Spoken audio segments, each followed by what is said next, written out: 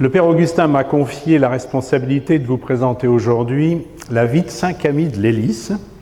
Alors, je le remercie déjà pour sa confiance. Après une courte réflexion, j'ai accepté avec joie et intérêt, car ce saint était totalement inconnu pour moi, peut-être vous aussi, et je m'y suis attaché car, vous allez pouvoir le constater, Camille de Lellis est d'abord un soignant, et quel soignant! Alors, il n'a pas laissé, comme d'autres saints, une empreinte théologique particulière à ma connaissance. C'est un pragmatique, et moi j'aime bien les gens pragmatiques.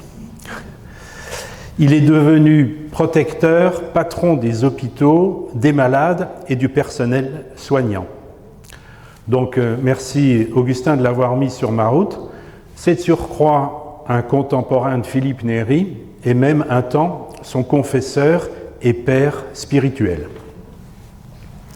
Alors je vous propose rapidement cette diapo de date qui vous permet de visualiser un petit peu les différents saints qu'on a abordés, et il en reste encore un, qu'on a abordé au cours de ces dimanches de l'oratoire.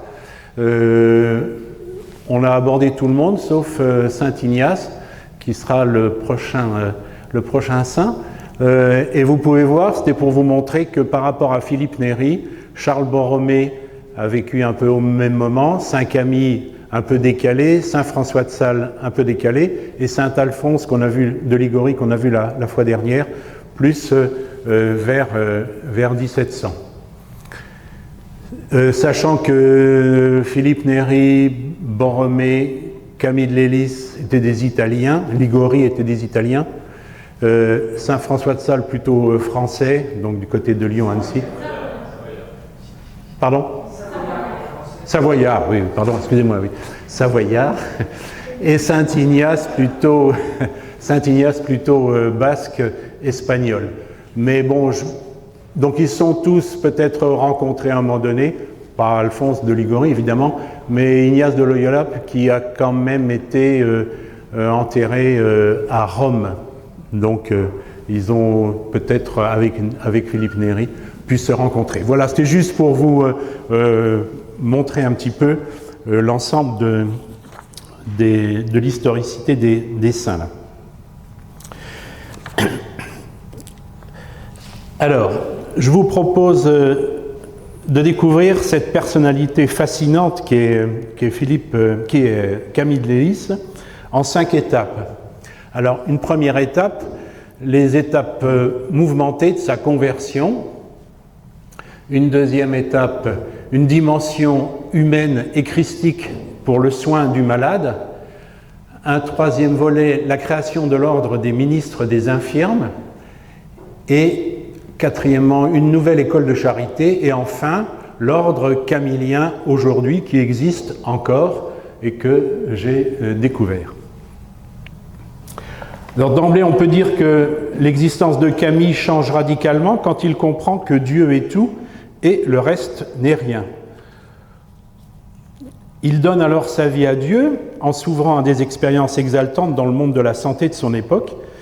Véritablement transformé, on le verra, par l'amour miséricordieux, il devient capable de vivre la miséricorde envers son prochain de façon révolutionnaire. Son action, celle de ses religieux, a rapidement été un modèle pour la société d'alors et le reste encore pour aujourd'hui, on va le voir. Alors, première étape, une conversion mouvementée et contrariée. Et on va s'appuyer sur la parole de Jean, qui résume bien l'aboutissement de l'obstination de Camille dans sa recherche de Dieu. « Ce n'est pas vous qui m'avez choisi, c'est moi qui vous ai choisi et établi, afin que vous portiez du fruit et que votre fruit demeure. » Alors, Camille est né le 25 mai 1550 à Buccianico, dans les Abruzzes. C'était une intelligence modérée, un tempérament bouillant, une jeunesse orageuse qui a donné beaucoup de soucis à ses parents, et surtout une addiction au jeu, dont le tarot, qui est apparu à cette époque d'ailleurs, et c'était véritablement un chef de bande et un manager, et on le verra par la suite.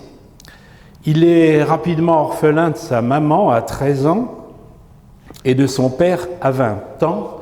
Avec son père, qui était capitaine dans l'armée, il participe avec les catholiques de Venise à la guerre contre les Ottomans, essentiellement au cours d'une bataille navale, c'était un jeu, la bataille maritime de Lépante en 1571, au large des côtes occidentales grecques et qui sera largement perdue par les Turcs. Son père est mort au retour de cette participation à cette guerre et Camille, lui, rentre blessé à la jambe et il va le traîner toute sa vie une plaie à cette jambe qui entraînera beaucoup de difficultés dans son service. Alors c'est ainsi que jusqu'à 25 ans, on a affaire à une vie de bohème et de jeu en permanence. Au retour de cette guerre, là, pour se faire soigner, il effectue un premier passage à l'hôpital Saint-Jacques des Incurables à Rome, et pour payer son hospitalisation, parce qu'il n'avait plus d'argent évidemment, il se met rapidement au service des soignants. Mais les jeux le rattrapent, les chambres d'hôpital sont transformées en tripots et il est renvoyé. Il erre ensuite dans l'Aquila, archidiocèse des Abruzzes, et c'est la première rencontre avec des moines capucins qui vont lui proposer travail et repos pour se soigner. Rapidement, il entre au noviciat pour s'engager dans une vie de service, de prière et d'humilité. « Je veux servir Dieu, c'est ma vocation », dit-il. Mais le Père supérieur, qui en fait était le frère de sa mère, curieusement, va le refuser et surtout en raison de sa plaie, va lui conseiller d'aller se faire soigner d'abord et lui promet de l'accueillir à nouveau quand il sera guéri. Évidemment, Camille est très contrarié et s'en va furieux. Donc, retour à l'hôpital, au service des malades, et pour vous donner un aperçu de l'ambiance que vivait Camille à l'hôpital, je vous propose quelques lignes des clichés descriptifs d'historiens qui vont vous montrer la grande misère et la grande difficulté des hôpitaux à l'époque. Chaque instant, confronté à des vieillards édentés dont le crâne fourmille de poux, hurlements de malheureux qui ont perdu la raison et qui secouent les liens et les chaînes qui les clouent sur des paillasses immondes, gémissements ininterrompus de ceux qui présentent des plaies où grouille la vermine, des visages aux orbites vides, aux nez tranchés et aux oreilles arrachées lors de combats, délire de ceux qui exhibent des membres sectionnés. J'arrête là la description. Vous voyez le cadre un peu difficile dans lequel se trouvaient donc les malades à cette époque-là. Alors on touche vraiment au bout du bout de la profonde misère qui règne au sein des hôpitaux à l'époque, et ceci impose un service dans une humilité absolue. Et on mesure aussi que sans une dimension spirituelle qui va être adossée, une dimension spirituelle adossée au Christ, la mission devient impossible. D'ailleurs, au bout de quelques mois, Camille rechute dans ses addictions de jeu et d'argent. Mais aussi pour Camille, le milieu hospitalier est devenu insupportable. Il y a trop de bruit, trop de mauvaises odeurs, trop de saleté, et il quitte l'hôpital et repart en errance. Et c'est là, deuxième rencontre avec des capucins, dans les Pouilles cette fois, pour la reconstruction d'un couvent, et à nouveau, il souhaite entrer en noviciat. Et il nous dit « Et si c'était Dieu qui me rappelait à l'ordre en me dirigeant vers ces capucins ?» Au cours de cette période avec les capucins et son engagement avec les capucins, le 2 février 1575, jour de la fête de la purification, c'est un petit clin d'œil à Marie, on le verra, durant son travail, alors qu'il transporte sur 2 ânes des pierres de chantier, c'était son boulot, il est terrassé par la grâce, un véritable coup de foudre. lui sur un âne, à l'image de Saul sur son cheval sur le chemin de Damas. Et de pleurer amèrement en se lamentant, pourquoi n'a-t-il pas reconnu plutôt son Seigneur? Pourquoi a-t-il si souvent été sourd à son appel? Pourquoi a-t-il tant de fois offensé sa divine bonté? Et de conclure, désormais, je ne veux plus de ces passions vaines, fini le jeu, fini la guerre, non plus de ce monde de violence, je veux devenir capucin. Et il insiste. Mais nouveau refus du supérieur, toujours en raison de cette plaie, qui, semble-t-il, avait été entretenue par la robe de bure, c'est raconté comme ça, par la robe de bure qui frottait sa cheville et ravivait sa plaie, et il retourne à Rome. Camille, qui est obstiné, veut quand même accomplir son vœu, mais son père spirituel de l'époque, Philippe Néri, tente de l'en dissuader. Dieu vous a guidé vers Saint-Jacques des Incurables, voyez le vaste champ qu'il vous offre pour le servir à travers les plus miséreux. Il retourne alors à l'hôpital, réalisant enfin qu'il doit quitter un service de Dieu chez les Capucins dans l'humilité, la prière, la joie, pour un service de Dieu dans l'humilité, la prière et la joie, mais à l'hôpital, parce qu'en fait, il était profondément heureux quand il était à l'hôpital. C'était vivre autrement sa vocation en étant dans la vigne du Seigneur, qui est le monde de la santé. Et on se souvient de la phrase de Jean, « Ce n'est pas vous qui m'avez choisi, c'est moi qui vous ai choisi et établi, afin que vous portiez du fruit et que votre fruit demeure. » Une deuxième étape que je vous propose, une dimension humaine et christique pour le soin des malades. Alors il nous dit, rappelez-vous que les malades sont la pupille et le cœur de Dieu et que ce qui est fait à ces pauvres est fait à Dieu. Fort de son expérience antérieure au sein de l'hôpital, il devient économe, maître de maison, responsable du personnel. Il prend en main donc l'organisation de l'hôpital. Il réorganise les soins, l'hygiène, l'alimentation, les rapports entre les médecins et les malades, et véritablement développe une nouvelle approche du soin, en s'y impliquant lui-même personnellement, totalement dans les tâches journalières les plus simples et les plus difficiles, le jour et la nuit. Considérant que corps et âme ne font qu'un, il renverse les règles établies. À l'époque, lorsque quelqu'un arrivait à l'hôpital, on lui proposait d'emblée confession, communion. Lui, il change la méthode et décide d'abord d'accueillir, de laver le malade, de le coucher dans un lit propre et ensuite de lui proposer avec discrétion, confession et communion.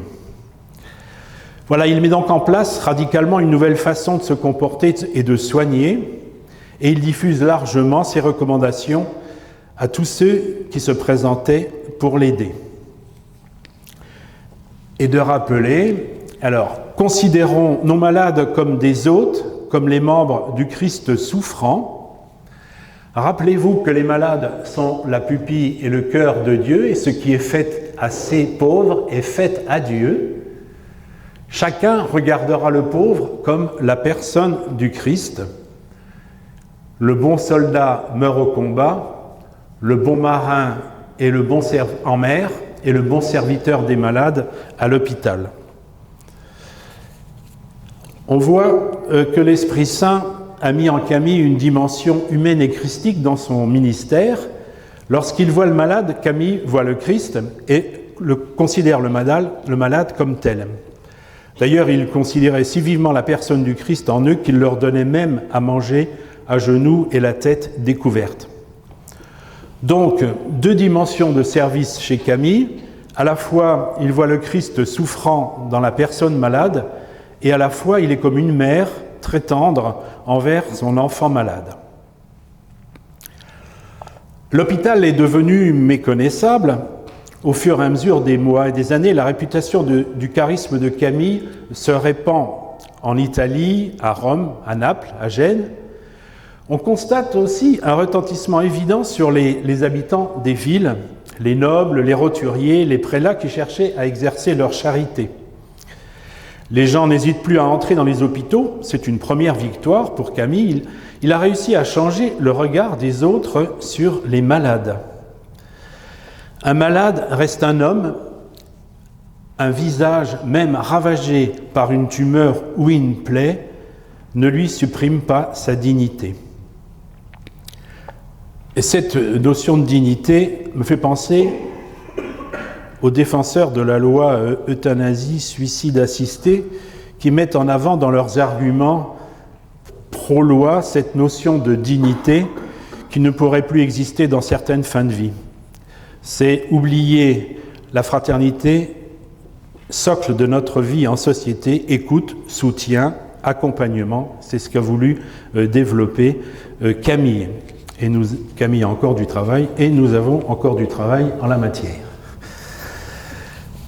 Voilà, création de l'ordre des ministres des malades, avec cette parole de Matthieu. Ainsi, le Fils de l'homme n'est pas venu pour être servi, mais pour servir et donner sa vie en rançon pour la multitude. Alors, nous sommes en 1582, Camille a 32 ans, les étapes s'accélèrent. Camille n'est pas satisfait de l'existant qu'il a mis en place, il doute de la motivation des soignants. Est-ce que c'est pour l'argent? Est-ce pour vraiment la charité? Même les prêtres ne semblent pas s'occuper de sauver les âmes. Alors il crée un petit oratoire de 5 laïcs au sein d'une chambre de l'hôpital qui était laissée libre, un petit groupe composé du chapelain de l'hôpital, du comptable, du fabricant de crèmes et onguents et d'un garçon de salle. En dehors de leur travail, toute cette équipe, au sein de cet oratoire, propose donc des temps de prière, de psaumes et de litanies, d'échanges sur Dieu et renforce leur foi et leur charité envers les souffrants. Mais Camille réalise que pour être reconnu dans le monde de l'époque, avec son équipe de laïcs, et pour être suivi et soutenu, il doit devenir prêtre, quitter l'hôpital, trouver une maison pour en ville pour se réunir et former sa congrégation pour être crédible, non plus avec des séculiers seulement, mais avec des religieux qui porteront l'habit clérical et être bien visibles. Conseillé par Philippe Néri, il s'engage sur le chemin de la prêtrise, mais lorsqu'on sait à peine lire, comme lui, ce n'est pas très simple. Il entre au séminaire du Collège des Jésuites à Rome et il est ordonné à Saint-Jean-de-Latran à la Pentecôte 1584. En mars 84, le pape Sixte Quint reconnaît la nouvelle congrégation qui s'établit près de l'église Sainte-Madeleine. Cette nouvelle congrégation deviendra ordre des clercs réguliers, des ministres, des infirmes, le 8 décembre 1591, fête de l'Immaculée Conception. Encore un petit clin d'œil à Marie. Alors, ministre des infirmes, vient du latin ministrare, servir. Ainsi, le Fils de l'homme n'est pas venu pour être servi, mais pour servir et donner sa vie en rançon pour la multitude. Les clercs prononceront donc des vœux selon la règle de saint Augustin, pauvreté, obéissance et service des malades, même pestiférés de façon volontaire. Le pape a accepté qu'il porte un habit de couleur noire avec une grande croix rouge en tissu cousue sur l'épaule du côté droit pour être vu par le malade quand il est pris dans les bras. Charité, bonté, résurrection s'offrent aux malades. Donc c'était vraiment très très orienté. Et cette croix rouge aura peut-être été à l'origine de la croix rouge Henri Dunant de l'association Croix-Rouge. On en a parlé, bon, il y a quelques discussions à ce propos-là, mais bon, comme les quelques camilliens ont été envoyés sur les champs de bataille par les papes après leur constitution, il portait cet habit-là et cette croix rouge, donc ça a peut-être été un petit peu l'explication. On compte à ce moment-là 50 religieux dans les maisons de Rome et de Naples, puis s'ouvrent d'autres lieux en Italie, à Milan, Gênes, Florence, Bologne et dans toute donc la péninsule italienne. Camille a 54 ans, il est fatigué, il est malade, il traîne toujours sa plaie à la jambe à laquelle s'ajoutent des furoncles aux pieds et des calculs rénaux. Il était gâté. Il s'éteint le 14 juillet 1614 et est inhumé à l'église Sainte-Marie-Madeleine à Rome.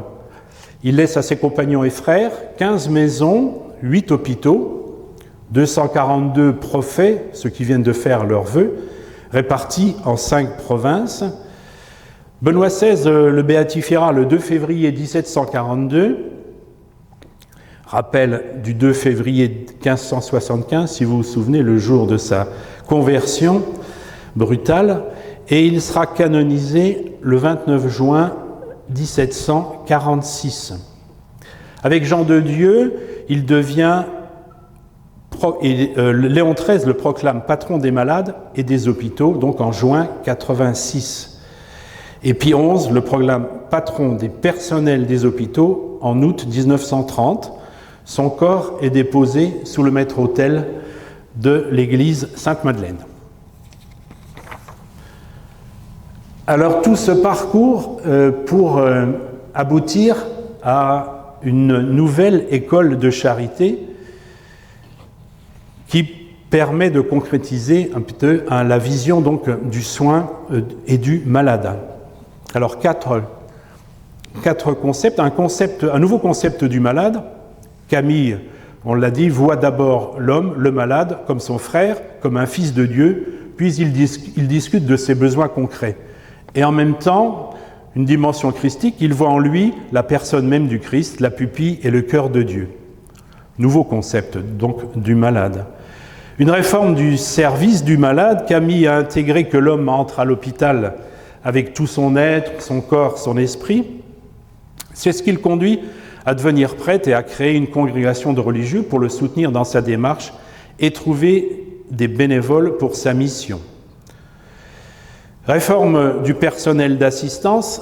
À la fête de l'Assomption 1582, Camille réalisa l'idée de réunir un groupe de personnes honnêtes et laborieuses qui se dévoueraient aux malades gratuitement et par amour pour Dieu.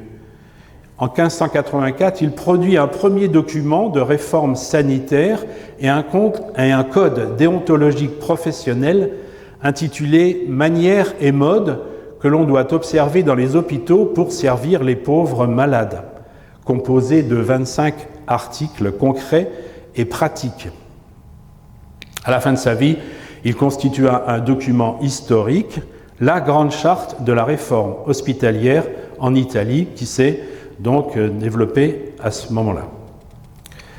Et enfin, réforme en dehors de l'hôpital, réalisant qu'il y avait effectivement beaucoup d'autres malades sans soins dans leur maison ou abandonnés dans leur taudis.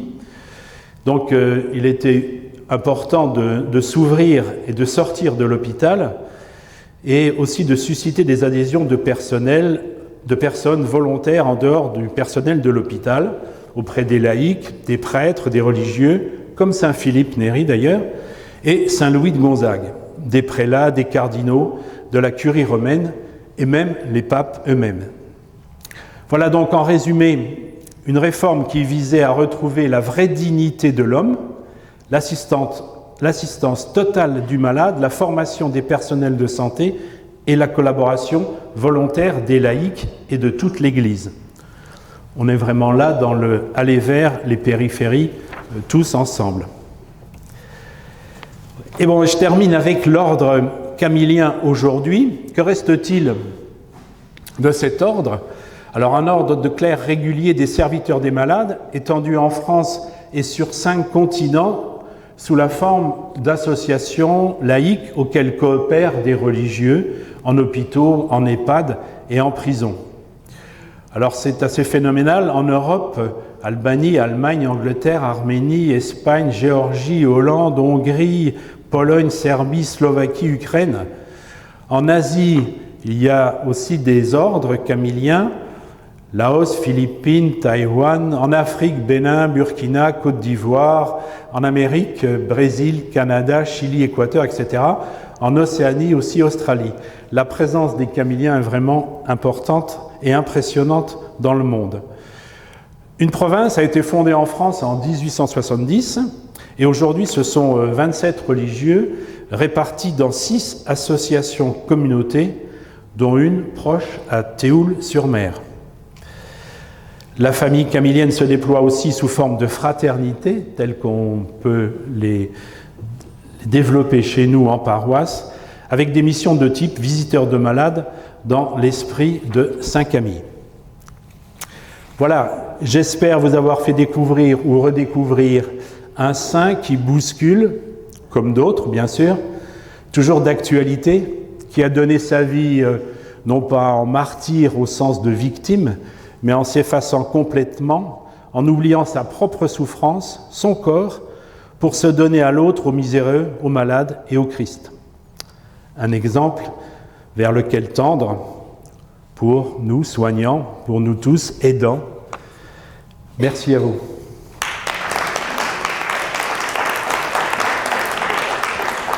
Alors juste une petite diapo de bibliographie, voilà mes références et deux petits bouquins qui sont super et qui existent pour d'autres saints, Prier 15 jours avec Camille, et puis une boîte d'onguents pour le baume du bon samaritain que je peux mettre à disposition pour ceux qui ont envie de se lancer. Voilà.